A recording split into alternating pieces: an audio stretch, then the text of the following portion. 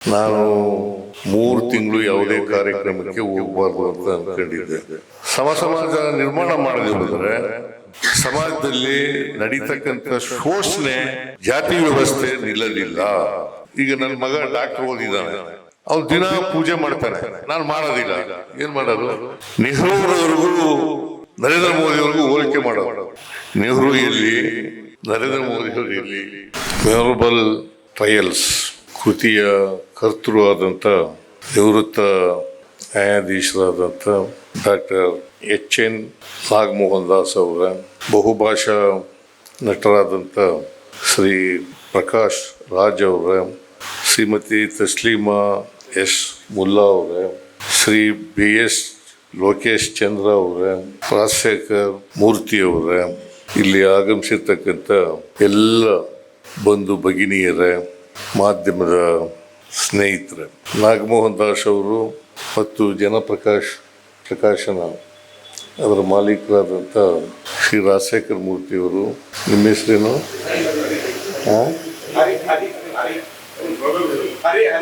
ಹರಿ ಹರಿ ಅವರು ಬಂದಿದ್ದರು. ನನಗೆ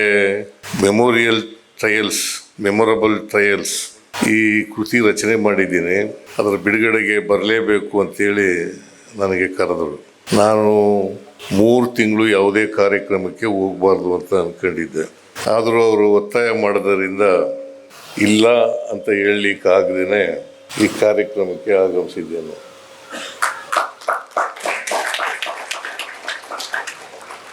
ಈಗ ತಾನೇ ಮೆಮೊರಬಲ್ ಟ್ರಯಲ್ಸ್ ಕೃತಿಯನ್ನು ಬಿಡುಗಡೆ ಮಾಡಿದ್ದೇವೆ. ನನಗೆ ಮೊದಲೇ ಒಂದು ಕೃತಿಯನ್ನು ಕೊಟ್ಟಿದ್ದರು. ನಾನು ಇವತ್ತು ಮೈಸೂರಿಗೆ ಹೋಗಿದ್ದೆ.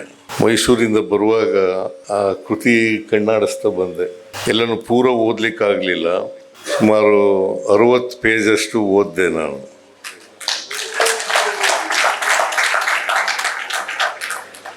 ಆಮೇಲೆ ನಿದ್ದೆ ಬರೋಕ್ಕೆ ಶುರುವಾಯಿತು, ಬಿಟ್ಬಿಟ್ಟೆ.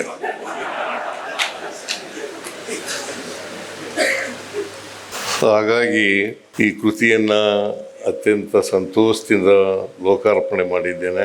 ನಿಮ್ಮೆಲ್ಲರ ಕೈ ಸೇರಿದೆ. ಮತ್ತು ಇವತ್ತು ಆ ಪುಸ್ತಕದ ಬೆಲೆ 150 ರೂಪಾಯಿ ಇದ್ದರೂ ಕೂಡ ಇವತ್ತು ಮಾತ್ರ, ಪ್ರತಿದಿನ ತಿಳ್ಕೊಬೇಡಿ, ಇವತ್ತು ಮಾತ್ರ 75 ರೂಪಾಯಿಗಳಿಗೆ ಅದಕ್ಕೆ ಬೆಲೆ ಕೊಟ್ಟು ಕೊಂಡ್ಕೋಬಹುದು ಅಂತ ಹೇಳಿದ್ದಾರೆ ಪ್ರಕಾಶಕರು. ಇವತ್ತು ಕೊಂಡ್ಕೊಳ್ಳೋಕ್ಕಾಗದೆ ಹೋದರೆ ನಾಳೆ ಆದರೂ ಕೊಂಡ್ಕೊಳ್ಳಿ, ನಾಳಿದ್ದಾದ್ರೂ ಕೊಂಡ್ಕೊಳ್ಳಿ, ಯಾವಾಗಲಾದ್ರೂ ಕೊಂಡ್ಕೊಳ್ಳಿ. ಆದರೆ ದುಡ್ಡು ಕೊಟ್ಟು ಕೊಂಡ್ಕೊಂಡು ಓದ್ತಕ್ಕಂಥ ಕೆಲಸವನ್ನು ಮಾಡಬೇಕು ಅಂತ ಹೇಳಿ ಈ ಸಂದರ್ಭದಲ್ಲಿ ಹೇಳಲಿಕ್ಕೆ ಬಯಸ್ತಾ ಇದ್ದೀನಿ. ನಮಗೆ ಜಾಸ್ತಿ ಪುಸ್ತಕಗಳು ಬರೋದು ಪುಕ್ಕಟಿಯಾಗೆ, ಹಾಗಾಗಿ ಎಲ್ಲ ಪುಸ್ತಕಗಳನ್ನು ಕೂಡ ಓದಲಿಕ್ಕಾಗಲ್ಲ, ಸಮಯನೂ ಇರಲಿಲ್ಲ. ಇನ್ನು ಮುಂದೆ ಸಮಯ ಸಿಗ್ತದೆ, ಓದಲಿಕ್ಕೆ ಅವಕಾಶ ಸಿಗ್ತದೆ ಅಂತೇಳಿ ನಾನು ಅಂದ್ಕೊಂಡಿದ್ದೇನೆ.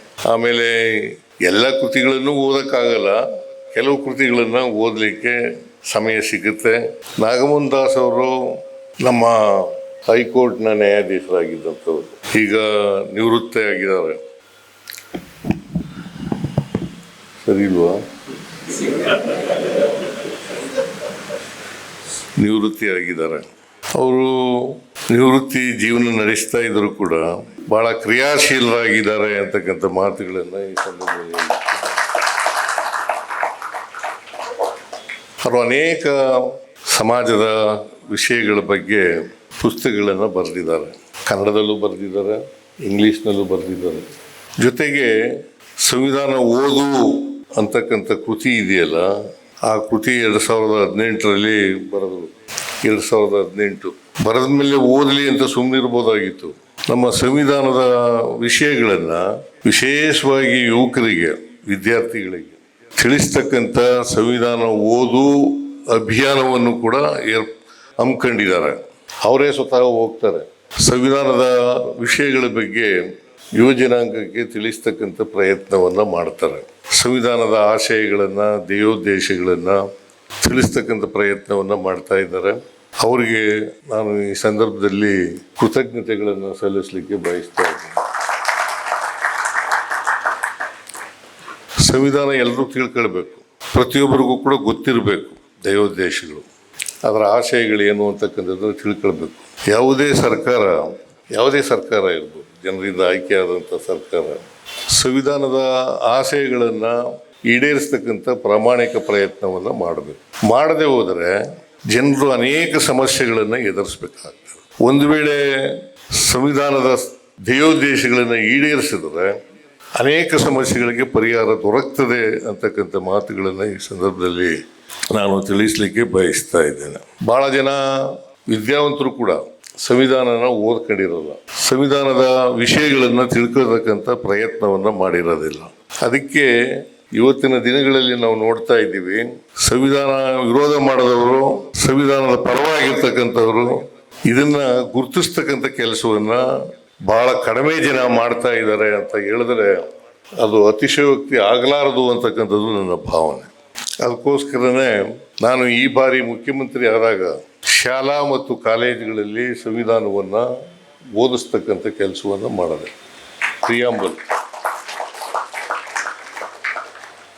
ಸಂವಿಧಾನದ ಪ್ರಿಯಾಂಬಲ್ ಇದೆಯಲ್ಲ, ಆ ಪ್ರಿಯಾಂಬಲನ್ನು ಓದಿಸ್ತಕ್ಕಂಥ ಕೆಲಸವನ್ನು ಮಾಡಿದೆ.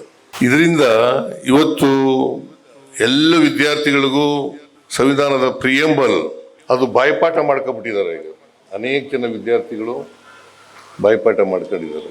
ಸಂವಿಧಾನ ಗೊತ್ತಾದರೆ ನಿಮ್ಮ ಹಕ್ಕುಗಳೇನು, ನಿಮ್ಮ ಕರ್ತವ್ಯಗಳೇನು, ನಿಮ್ಮ ಜವಾಬ್ದಾರಿಗಳೇನು ಅನ್ನೋದನ್ನು ತಿಳ್ಕೊಳ್ಳಲಿಕ್ಕೆ ಸಾಧ್ಯ. ಇದನ್ನು ತಿಳ್ಕೊಳ್ಳದೆ ಹೋದರೆ ನಮ್ಮ ಹಕ್ಕುಗಳು ಗೊತ್ತಾಗಲ್ಲ, ನಮ್ಮ ಕರ್ತವ್ಯಗಳು ಗೊತ್ತಾಗಲ್ಲ, ನಮ್ಮ ಜವಾಬ್ದಾರಿಗಳು ಕೂಡ ಗೊತ್ತಾಗಲ್ಲ ಅಂತಕ್ಕಂಥ ಮಾತುಗಳನ್ನು ಹೇಳಲಿಕ್ಕೆ ಬಯಸ್ತೇನೆ. ನಮ್ಮ ಸಮಾಜದಲ್ಲಿ ನಮ್ಮ ಇತಿಹಾಸ, ಅದಕ್ಕೆ ಬಾಬಾ ಸಾಹೇಬ್ ಅಂಬೇಡ್ಕರ್ ಅವರು ಒಂದು ಮಾತನ್ನು ಹೇಳಿದ್ದಾರೆ, ಯಾರಿಗೆ ಇತಿಹಾಸ ಗೊತ್ತಿರಲ್ಲ ಅವ್ರು ಯಾರು ಕೂಡ ಭವಿಷ್ಯವನ್ನು ನಿರ್ಮಾಣ ಮಾಡಲಿಕ್ಕೆ ಸಾಧ್ಯ ಇಲ್ಲ. ಇತಿಹಾಸ ಗೊತ್ತಾಗಬೇಕಲ್ಲ. ಇವತ್ತು ನಮ್ಮ ಸಮಾಜದಲ್ಲಿ ಅಸಮಾನತೆ ಇದೆ. ಯಾಕೆ ಅಸಮಾನತೆ ನಿರ್ಮಾಣ ಆಯಿತು, ಅಸಮಾನತೆ ಯಾಕೆ ನಿರ್ಮಾಣ ಆಯಿತು ಅಂತ ಇತಿಹಾಸ ಗೊತ್ತಾಗಬೇಕಲ್ಲ.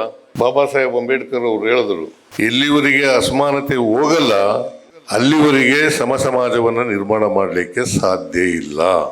ಸಮ ಸಮಾಜ ನಿರ್ಮಾಣ ಮಾಡದೆ ಹೋದರೆ ಸಮಾಜದಲ್ಲಿ ನಡೀತಕ್ಕಂಥ ಶೋಷಣೆ, ಜಾತಿ ವ್ಯವಸ್ಥೆ ನಿಲ್ಲಲಿಲ್ಲ. ಈ ಜಾತಿ ವ್ಯವಸ್ಥೆ ಹೋಗ್ಬೇಕಾದ್ರೆ ನಮ್ಮ ಸಂವಿಧಾನ ಗೊತ್ತಾಗಬೇಕು, ಅಸಮಾನತೆ ಹೋಗ್ಬೇಕು. ಅದಕ್ಕೆ ಬಾಬಾ ಸಾಹೇಬ್ ಅಂಬೇಡ್ಕರ್ ಅವರು ಬಹಳ ಸ್ಪಷ್ಟವಾಗಿ ಹೇಳಿರ್ತಕ್ಕಂಥದ್ದು, ಎಲ್ಲಿವರೆಗೆ ಎಲ್ಲ ಜನರಿಗೂ ಕೂಡ, ಅವರು ಬಡವರಿರಲಿ ಶ್ರೀಮಂತರಿರಲಿ, ಬಡತನ ಇರ್ತಕ್ಕಂಥವ್ರು ಎಲ್ಲ ಜಾತಿಯಲ್ಲೂ ಇದ್ದಾರೆ, ಎಲ್ಲ ವರ್ಗದಲ್ಲೂ ಇದ್ದಾರೆ, ಅವರಿಗೆ ಆರ್ಥಿಕ ಸಾಮಾಜಿಕ ಶಕ್ತಿ ಎಲ್ಲಿವರೆಗೆ ನಾವು ಕೊಡಲ್ಲ ಅಲ್ಲಿವರೆಗೆ ಅಸಮಾನತೆ ಹೋಗಲ್ಲ, ಜಾತೀಯತೆ ಹೋಗಲ್ಲ. ಇದನ್ನು ಬಾಬಾ ಸಾಹೇಬ್ ಅಂಬೇಡ್ಕರ್ ಅವರು ಬಹಳ ಸ್ಪಷ್ಟವಾಗಿ ಹೇಳಿದ್ದಾರೆ. ಅದಕ್ಕೋಸ್ಕರನೇ ನಾಗಮೋಹನ್ ದಾಸ್ ಅವರು 21 ಇತಿಹಾಸದಲ್ಲಿ ನಡೆದಿರತಕ್ಕಂಥ ಅನೇಕ ಘಟನೆಗಳಿದ್ದಾವೆ, ಇಂಥ ಪ್ರಕರಣಗಳಿದ್ದಾವೆ. ಅದರಲ್ಲಿ 21 ಪ್ರಕರಣಗಳನ್ನು ಮಾತ್ರ ಆಯ್ಕೆ ಮಾಡಿಕೊಂಡು ಈ ಪುಸ್ತಕದಲ್ಲಿ ನಮೂದು ಮಾಡಿದ್ದಾರೆ. ನಾನು ಕೆಲವು ಕೇಸ್ಗಳನ್ನ ಓದಿದೆ. ಎಲ್ಲ ಕೇಸ್ಗಳಲ್ಲೂ ಕೂಡ ನೇಣಿಗೆ ಆಗ್ತಕ್ಕಂಥ ಪನಿಷ್ಮೆಂಟು ಅಥವಾ ಲೈಫ್ ಇಂಪ್ರಿಸನ್ಮೆಂಟು ಅಥವಾ ಇಂಪ್ರಿಸನ್ಮೆಂಟು ಹೀಗೆ ಅನೇಕ ಕೇಸ್ಗಳಲ್ಲಿ ಕೊಡ್ತಾ ಇದ್ದಾರೆ. ಯಾರಿಗೆ ಕೊಟ್ಟಿದ್ದಾರೆ? ಈ ದೇಶದಲ್ಲಿ ಸತ್ಯಕ್ಕಾಗಿ ಹೋರಾಟ ಮಾಡಿದವರು, ತಾವು ನಂಬಿದಂಥ ವಿಚಾರಗಳನ್ನು ಪ್ರತಿಪಾದನೆ ಮಾಡದಂಥವರು, ಜನಸಾಮಾನ್ಯರ ಸಮಸ್ಯೆಗಳನ್ನು ಕೈಗೆತ್ತಿಕೊಂಡು ಹೋರಾಟ ಮಾಡಿದವರು, ದೇಶಕ್ಕೋಸ್ಕರ ಬಲಿದಾನ ಮಾಡಿದವರು, ತ್ಯಾಗ ಮಾಡಿದವರು, ಇವರ ವಿಚಾರಗಳನ್ನು ಬಹಳ ಸ್ಪಷ್ಟವಾಗಿ ಹೇಳ್ತಾರೆ. ಮತ್ತೆ ಬಹಳ ಸರಳವಾಗಿ ಎಲ್ಲರಿಗೂ ಕೂಡ ಅರ್ಥ ಆಗುತ್ತೆ. ಬಹಳ ಸರಳವಾಗಿ ಅವರನ್ನು ವೈಭವೀಕರಿಸ್ತಕ್ಕಂಥ ಕೆಲಸವನ್ನು ಮಾಡದೇ ಸ್ಪಷ್ಟವಾಗಿ ಸರಳ ಭಾಷೆಯಲ್ಲಿ ಜನರಿಗೆ ತಲುಪಿಸ್ತಕ್ಕಂಥ ಪ್ರಯತ್ನವನ್ನು ಮಾಡಿದ್ದಾರೆ. ಅವ್ರು ಈಗಾಗಲೇ ಪ್ರಸ್ತಾಪ ಮಾಡಿದ್ದಾರೆ, ನಾನು ಮತ್ತೆ ಅದನ್ನು ಪುನರುಚ್ಚಾರ ಮಾಡಲಿಕ್ಕೆ ಹೋಗಲ್ಲ. ಅದಕ್ಕೆ ಎಲ್ಲಿ ಪ್ರೇರಣೆ ಸಿಕ್ತು, ಇವನ್ನೆಲ್ಲ 21 ಪ್ರಕರಣಗಳನ್ನು ಮಾತ್ರ ಈ ಪುಸ್ತಕದಲ್ಲಿ ನಮೂದು ಮಾಡಲಿಕ್ಕೆ ಸಾಧ್ಯ ಆಯಿತು, ಪ್ರೇರಣೆ ಎಲ್ಲಿಂದ ಬಂತು ಅನ್ನೋದ್ರ ಬಗ್ಗೆ ಪ್ರಸ್ತಾಪ ಮಾಡಿದ್ದಾರೆ.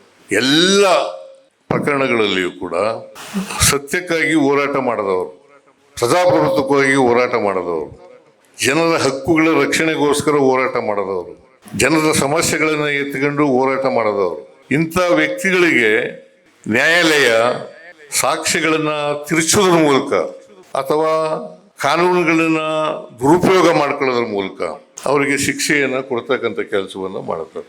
ನೀವೆಲ್ಲ ಪ್ರಕರಣಗಳನ್ನು ನೋಡಿ, 21 ಪ್ರಕರಣಗಳು.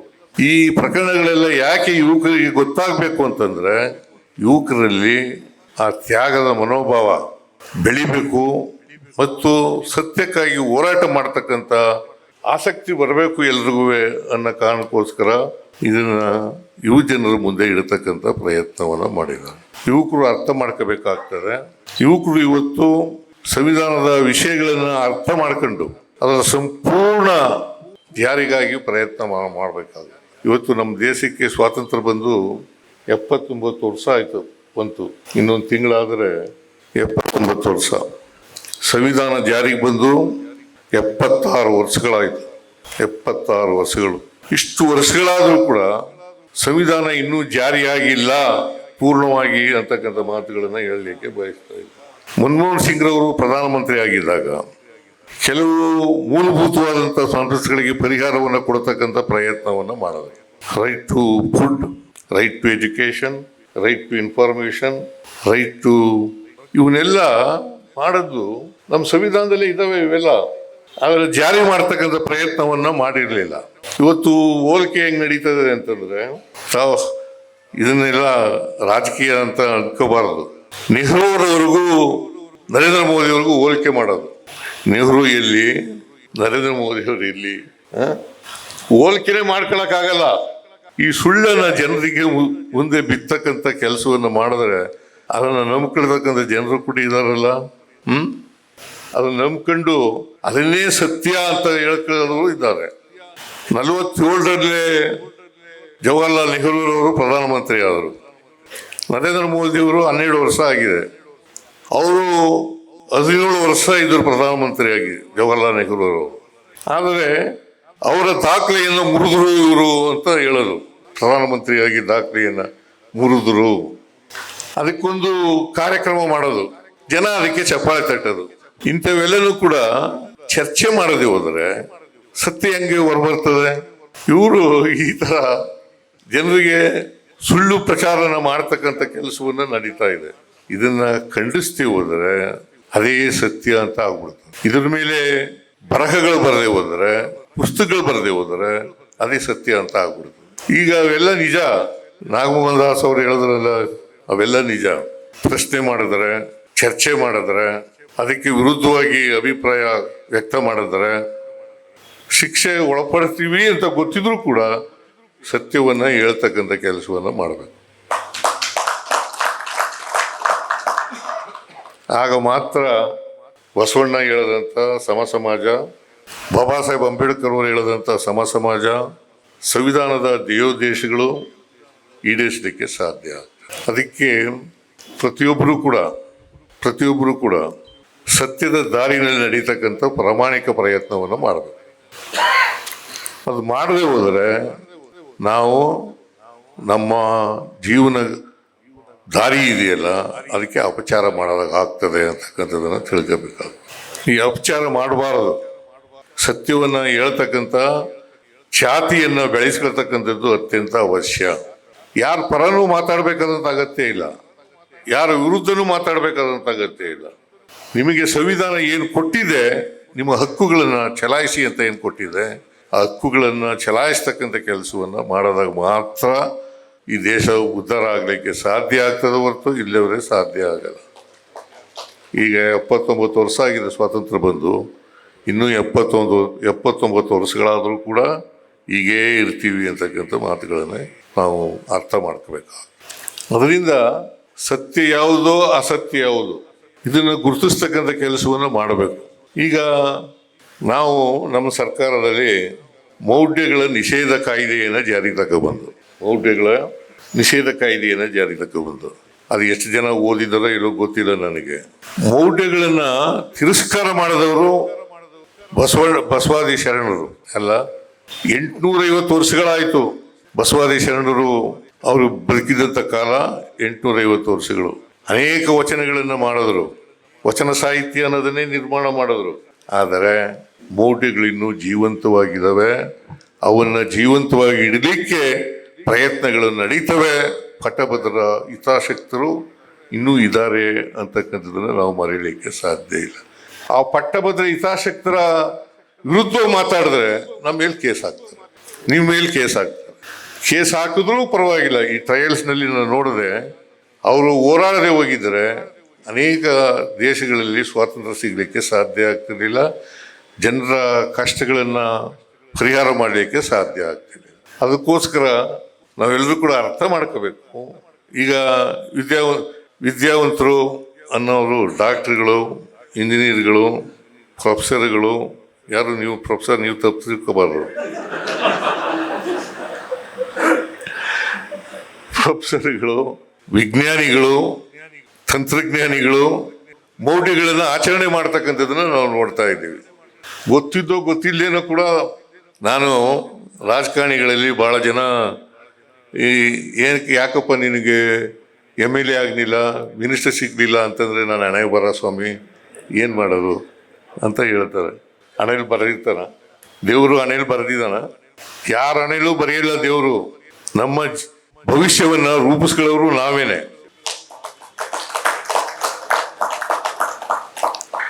ಈ ಭವಿಷ್ಯ ರೂಪಿಸ್ಕೊಳ್ಳೋಕ್ಕಾಗದೇ ಇರೋರು ಈ ಥರ ಮಾತುಗಳನ್ನು ಹೇಳ್ತಕ್ಕಂಥ, ಅಸಹಾಯಕರಾಗಿ ಇರ್ತಕ್ಕಂಥ ಕೆಲಸವನ್ನು ಮಾಡುತ್ತಾರೆ.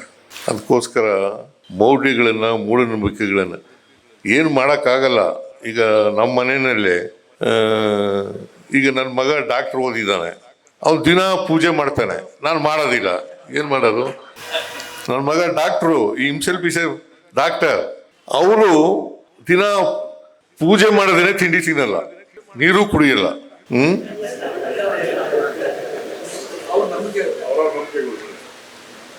ಅವರ ನಂಬಿಕೆ ಅಂತ ಹೇಳ್ತಾರೆ. ಇದನ್ನು ಹುಟ್ಟಾಕಿರೋರು ಯಾರು? ಮನುವಾದಿಗಳು. ಈ ಮನುವಾದಿಗಳ ವಿರುದ್ಧ ಮಾತಾಡಕ್ಕೆ ಕಷ್ಟ ಅಲ್ಲ? ನೀನಲ್ಲಪ್ಪ, ನಾ ಮಾತಾಡಿದ್ರೆ ಕಷ್ಟ ಆಗುತ್ತೆ.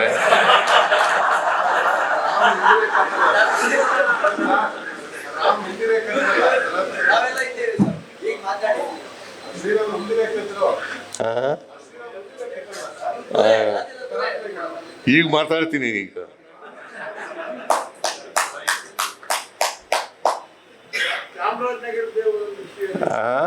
ಅದರಿಂದ ನಾವು ಸಂವಿಧಾನದ ರೀತಿಯ ನಡ್ಕೊಳ್ತಕ್ಕಂಥ ಕೆಲಸವನ್ನು ಮಾಡಬೇಕು. ಸಂವಿಧಾನನೇ ನಮಗೆ ಗ್ರಂಥ, ಅದೇ ಧರ್ಮ ಗ್ರಂಥ.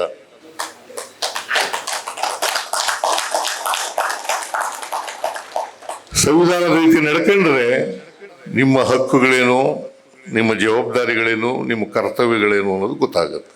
ಹಕ್ಕುಗಳನ್ನು ಪ್ರತಿಪಾದನೆ ಮಾಡ್ತಕ್ಕಂಥ, ಕರ್ತವ್ಯಗಳನ್ನು ನಿರ್ವಹಿಸ್ತಕ್ಕಂಥ, ಜವಾಬ್ದಾರಿಗಳನ್ನು ನಿರ್ವಹಿಸ್ತಕ್ಕಂಥ ಕೆಲಸ ಮಾಡಿದಾಗ ನಾವು ಸಂವಿಧಾನದ ರೀತಿ ನಡ್ಕೊಂಡಿದ್ದೀವಿ ಅಂತ ಆಗುತ್ತೆ. ನಾನು ಮುಖ್ಯಮಂತ್ರಿಯಾಗಿ ಪ್ರಾಮಾಣಿಕ ಪ್ರಯತ್ನವನ್ನು ಮಾಡಿದೆ. ಈಗ 5 ಗ್ಯಾರಂಟಿಗಳಿದ್ದಾವಲ್ಲ, ಈ ಗ್ಯಾರಂಟಿಗಳನ್ನು ನಾವು ಮಾಡಿದಾಗ ನಮ್ಮ ಪಕ್ಷದವರೇ ಟೀಕೆ ಮಾಡ್ತಕ್ಕಂಥ ಪರಿಸ್ಥಿತಿ ಇತ್ತು. ಈಗ ಅದೆಲ್ರಿಗೂ ಗೊತ್ತಾಗ್ತಾ ಇದೆ, ಅದರ ಮಹತ್ವ ಏನು ಗೊತ್ತಾಗ್ತಾ ಇದೆ. ಅದು ಅಸಮಾನತೆ ನಿರ್ಮೂಲನೆ ಮಾಡತಕ್ಕಂಥ ಕಾರ್ಯಕ್ರಮ, ಅಸಮಾನತೆಯನ್ನು ನಿರ್ಮೂಲ ಮಾಡ್ತಕ್ಕಂಥ ಕಾರ್ಯಕ್ರಮ. ಈಗ 2,000 ರೂಪಾಯಿ ಕೊಡೋದು ಮಹಿಳೆಯರಿಗೆ, ಅದು ನೆರವು ಅಲ್ಲ, ಅದು universal basic income. Universal basic income. ಬಹಳ ಜನ ಇವತ್ತು ಒಂದು ವೇಳೆ ಈ ಬೆಲೆ ಏರಿಕೆ ಇದೆಯಲ್ಲ, ಇಂಥ ಪರಿಸ್ಥಿತಿಯಲ್ಲಿ ಈ ಗ್ಯಾರಂಟಿ ಯೋಜನೆಗಳು ಜಾರಿಯಾಗದೆ ಹೋಗಿದ್ರೆ ಬಹಳ ಜನ ಕಷ್ಟಪಡ್ತಕ್ಕಂಥ ಪರಿಸ್ಥಿತಿ ನಿರ್ಮಾಣ ಆಯಿತು. ಇದನ್ನು ನಾವು ಅರ್ಥ ಮಾಡ್ಕೋಬೇಕಾಗ್ತದೆ. ಅದರಿಂದ ಎಲ್ಲಿವರೆಗೆ ಅಸಮಾನತೆ ಇರ್ತದೆ ಅಲ್ಲಿವರೆಗೆ ಜಾತಿ ವ್ಯವಸ್ಥೆನೂ ಇರ್ತದೆ.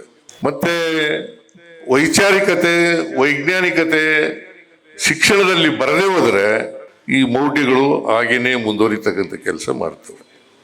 ಮೌಢ್ಯಗಳಿಂದ ದೂರ ಇರಬೇಕು ಅಂತಂದರೆ ಸಮಾಜ, ನಾವೆಲ್ಲರೂ ಕೂಡ ಮೌಢ್ಯಗಳನ್ನು ಆಚರಣೆ ಮಾಡ್ತಕ್ಕಂಥದ್ದನ್ನು ಬಿಡ್ತಕ್ಕಂಥ ಕೆಲಸವನ್ನು ಮಾಡಬೇಕು. ಅದು ಮಾಡಿದಾಗ ಮಾತ್ರ ಜಾತಿ ವ್ಯವಸ್ಥೆ ಹೋಗ್ಲಿಕ್ಕೆ. ನಾನು ಯಾವಾಗಲೂ ಒಂದು ನನ್ನ ಜೀವನದ ಅನುಭವದ ಮಾತನ್ನು ಹೇಳ್ತಾ ಇರ್ತೇನೆ. ಜಾತಿ ವ್ಯವಸ್ಥೆ ಯಾಕೆ ಹೋಗಲಿಲ್ಲ? ಅನೇಕ ಜನ ದಾರ್ಶನಿಕರು ಬಂದು ಹೋಗಿದ್ದಾರೆ, ಸಾಧು ಸಂತರುಗಳು ಬಂದಿದ್ದಾರೆ, ಇವರೆಲ್ಲ ಬಂದು ಹೋಗಿದ್ದಾರೆ. ಯಾಕೆ ಹೋಗಿಲ್ಲ? ಇನ್ನು ಬಸವಣ್ಣ 850 ವರ್ಷಗಳ ಹಿಂದೆ ಹೇಳ್ದ ಜಾತಿ ಹೋಗ್ಬೇಕು ಅಂತ.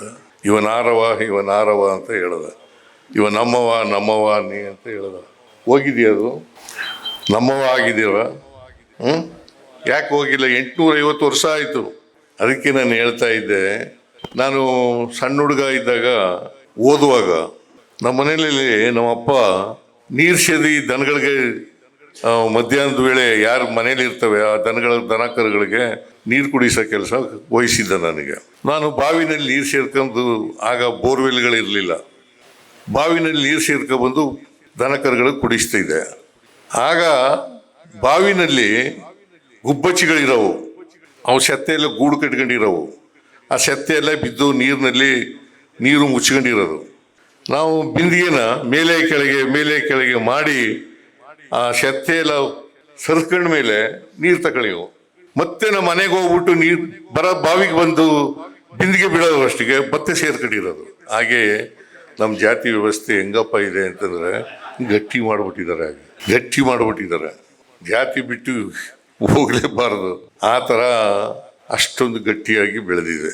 ಇದಕ್ಕೆ ಸಂವಿಧಾನನೇ ಇದಕ್ಕೆ ಪರಿಹಾರ. ಈ ಸಂವಿಧಾನವನ್ನು ಜಾರಿ ಮಾಡ್ತಕ್ಕಂಥ ಕೆಲಸವನ್ನು ಯಾವ ಸರ್ಕಾರ ಮಾಡ್ತದೆ, ಆಶಯಗಳನ್ನು ಈಡೇರಿಸ್ತಕ್ಕಂಥ ಪ್ರಯತ್ನ ಮಾಡ್ತಾರೆ, ಅಲ್ಲಿ ಸಮಸ್ಯೆಗಳು ಕಡಿಮೆ ಆಗ್ತಾ ಹೋಗ್ತವೆ. ಅಲ್ಲದೆ ಹೋದರೆ ಬಸವಣ್ಣ ಕಂಡಿದ್ದಂಥ ಸಮಾಜ, ಅಂಬೇಡ್ಕರ್ ಕಂಡಿದ್ದಂಥ ಸಮಾಜ, ಗಾಂಧೀಜಿ ಕಂಡಿದ್ದಂಥ ಸಮಾಜ ಬರಕ್ಕೆ ಸಾಧ್ಯನೇ ಇಲ್ಲ. ಈ ಸಭೆ ಭಾಳ ಅಕ್ಷರಸ್ಥರಿದ್ದಾರೆ, ಇಲ್ಲಿ ವಿಚಾರವಂತರಿದ್ದಾರೆ. ಆದ್ದರಿಂದ ನಾನು ಇವನ್ನೆಲ್ಲ ಪ್ರಸ್ತಾಪ ಮಾಡ್ತಾ ಇದ್ದೀನಿ ಅಂತಕ್ಕಂಥ ಮಾತುಗಳನ್ನು ನಿಮಗೆ ತಿಳಿಸಿ, ಇನ್ನು ಮುಂದೆ ಸಂವಿಧಾನದ ರೀತಿ ನಡ್ಕೊಳ್ತಕ್ಕಂಥ ಪ್ರಯತ್ನ ನಾವು ಮಾಡೋಣ. ನಾಗಮೋಹನ್ ದಾಸ್ ಅವರು ಈ ಪುಸ್ತಕ ಇದೆಯಲ್ಲ, ಇದನ್ನು ಓದಬೇಕು. ಇದ್ರ ಜೊತೆಗೆ ಬೇರೆ ಪ್ರಕರಣಗಳನ್ನು ಕೂಡ ಓದಬೇಕು. ಭಾಳ ಒಳ್ಳೆಯ ಕೆಲಸ ಮಾಡಿದ್ದಾರೆ ನಾಗಮೋಹನ್ ದಾಸ್ ಅವರು.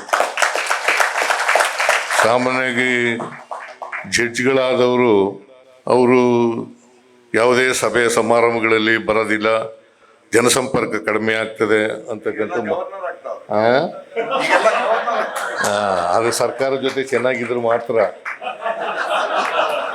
ಕೇಂದ್ರ ಸರ್ಕಾರದ ಜೊತೆ ಯಾರು ಚೆನ್ನಾಗಿದ್ದಾರೆ ಅವ್ರು ಮಾತ್ರ ಗವರ್ನರ್ಗಳಾಗಕ್ಕೆ ಸಾಧ್ಯ. ಎಲ್ಲರೂ ಗವರ್ನರ್ಗಳಾಗಕ್ಕಾಗಲ್ಲ. ಈಗ ನಾಗಮೋಹನ್ ದಾಸ್ ಅವರು ಗವರ್ನರ್ ಆಗಬೇಕು ಅಂದ್ರೆ ಆಗಕ್ಕಾಗತ್ತಾ? ನಾವು ಪ್ರೈಮ್ ಮಿನಿಸ್ಟರ್ ಆಗೋದ್ರಿಂದ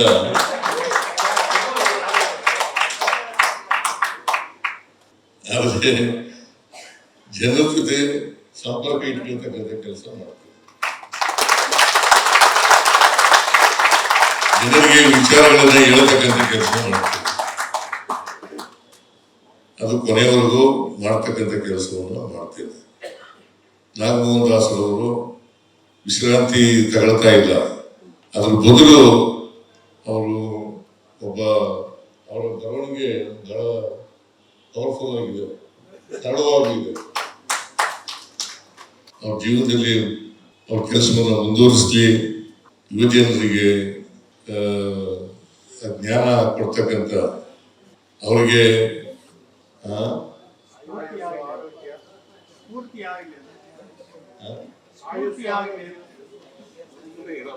ಆಯಸ್ಸು ಆರೋಗ್ಯಗಳು ಹೆಚ್ಚಾಗಿರ್ಲಿ.